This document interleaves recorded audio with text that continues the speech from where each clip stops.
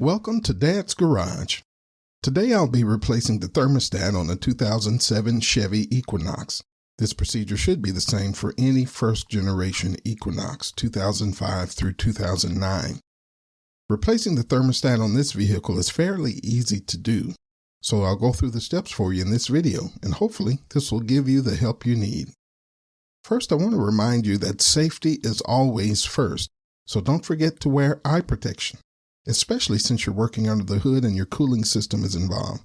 Also, do not attempt to perform this repair with a hot engine.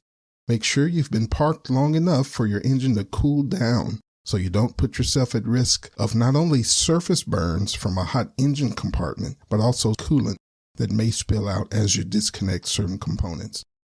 I'm performing this repair at night because the owner has small children and has to work tomorrow, so I don't want to risk them being stranded by an overheating engine. So you ready? Here we go. Now the first thing we'll do is locate the thermostat. You'll find it hiding in plain sight by simply following this path to this gray metal component mounted on the driver's side of your engine just to the left of this exhaust pipe. This is your thermostat housing. The thermostat is tucked away safely behind here, but we're going to take it out and replace it. The thermostat housing is held on by two bolts, one above and one underneath. You'll need a 1/2 inch combination wrench to remove these bolts, or you can use a 1/2 inch socket and ratchet for the top bolt if you prefer. If you use a ratchet and socket, keep in mind removing the bottom bolt is a little trickier, because there's very little clearance due to that neighboring exhaust pipe. So for that bolt, you'll definitely prefer a combination wrench. Here you see me removing the top bolt with a 1/2 inch socket and small ratchet.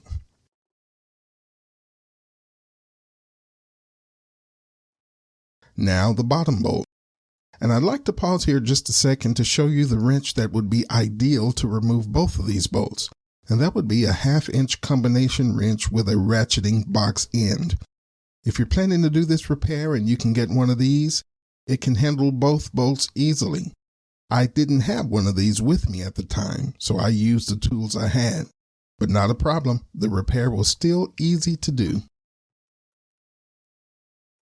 Here's me finishing removing the bottom bolt. Now when you remove the thermostat housing and take out the thermostat, be prepared for a small amount of coolant to spill. It's a good idea to have a suitable container beneath your vehicle to catch the coolant so you can either reuse it or dispose of it properly. Next, try to make sure your mounting surface is free from any debris and stray particles. Then do the same with the housing surface.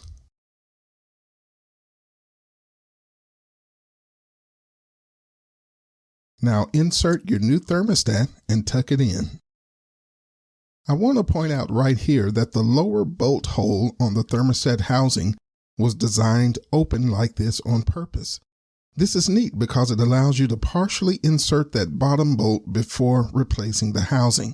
Thanks, Chevy engineers. This was very thoughtful, considering the clearance issues.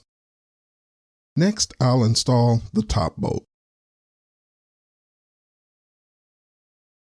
Now tighten the bottom one and the thermostat is installed.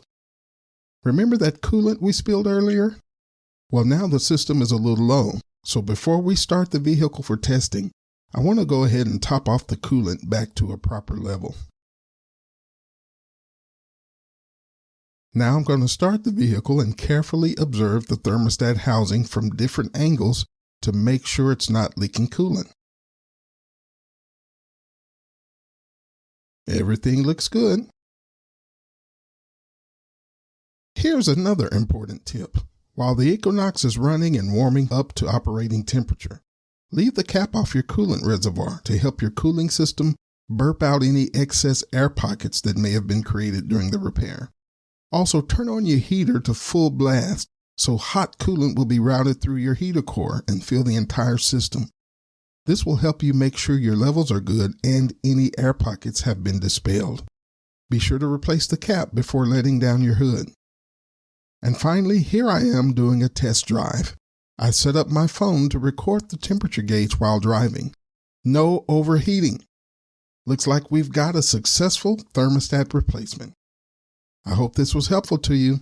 Thanks for visiting Dad's Garage. And remember, be safe and always be a responsible driver.